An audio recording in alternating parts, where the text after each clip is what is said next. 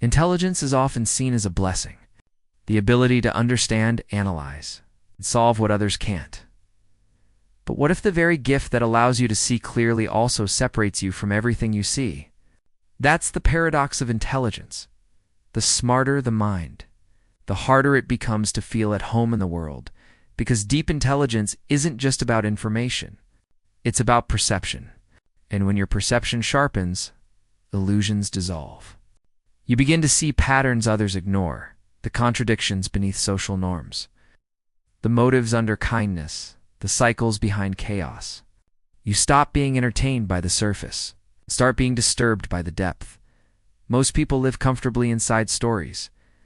They believe in systems, traditions, and goals without questioning them too deeply. And that belief gives life structure, meaning, and community. But the intelligent mind struggles with illusion. It wants truth more than comfort, and that hunger slowly distances it from those who don't share it. It's not arrogance. It's awareness. When you start seeing through things, institutions, habits, even emotions, you also start to lose the sense of belonging that illusion once gave you, because belonging often depends on shared blindness. It's the comfort of agreeing without asking why, and yet the intelligent mind asks anyway. It sees the strings behind the puppet show and can't pretend not to. It watches people chase approval, argue over illusions, and call it purpose. And it wonders, is this all there is? This is the loneliness of intelligence. Not because others aren't capable, but because most are content not to look deeper. They value peace over truth, comfort over clarity. But the mind that sees too clearly finds comfort in clarity itself. And that clarity isolates.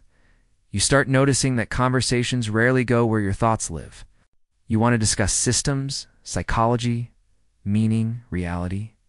But the world is busy discussing distraction. And when you try to speak from depth, people call it overthinking. They don't understand that what they call overthinking is just thinking without limits. So you begin to filter yourself. You play small. You pretend not to see as much as you do, because seeing too much makes others uncomfortable. And slowly you learn that intelligence, if not tempered by empathy, turns into exile.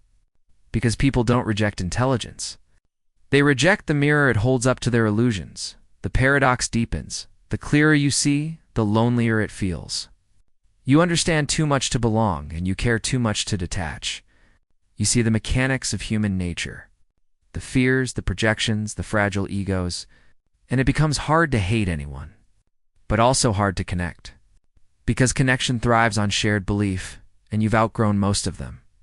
Intelligence changes how you love. You stop falling for appearances and start seeking alignment. Crave honesty over entertainment, depth over excitement, silence over small talk. But the world rewards the opposite. Noise, speed, validation. So the intelligent person begins to live in two realities. The external one full of noise, the internal one full of thought. The more you think, the more you understand, and the more you understand, the harder it is to stay asleep. That's the cost of awareness. Clarity comes with isolation, but isolation isn't punishment. It's purification. It strips away the false and leaves only what's real. The truly intelligent eventually realize that understanding isn't about superiority. It's about surrender. You stop needing to fix everything and start learning to witness. Because wisdom isn't born from thought. It's born from the silence that follows it. You see, intelligence without peace is torment. It's endless analysis with no rest, awareness without acceptance. But intelligence with wisdom, that's freedom. It's the ability to see the truth and still find beauty in it. To understand chaos and still appreciate the dance. To see the cracks in humanity and still choose compassion. That's the transformation the intelligent mind must go through. From critic to creator, from analyzer to artist. Because once you've seen the machinery of the world, the only thing left is to build something real inside it. Not to escape reality, but to deepen it. To bring warmth back into the clarity that once felt cold. The intelligence paradox isn't that smart people can't connect. It's that they must learn a new kind of connection. One based on truth, not illusion. They don't belong to the crowd because they belong to awareness itself. And from that awareness, a new form of peace begins. You stop chasing belonging and start embodying understanding. You realize that loneliness isn't the absence of people. It's the absence of resonance. And the moment you meet someone who thinks like you, it feels less like discovery and more like remembering. The intelligent mind eventually learns to balance truth with tenderness. It sees the world's flaws, yet still believes in its potential. It knows that ignorance isn't evil. It's just undeveloped awareness. So instead of resentment, it offers patience. Instead of isolation, it offers presence. True intelligence doesn't isolate forever. It evolves into empathy, creativity, and depth. It learns to speak softly in a world that shouts. It finds belonging not in conformity, but in consciousness.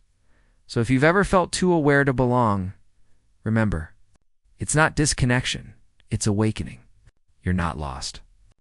You're growing beyond illusion. Because the clearer you see the world, the more you're called to build something better within it. And that's the ultimate paradox. Intelligence begins with separation, but ends with unity.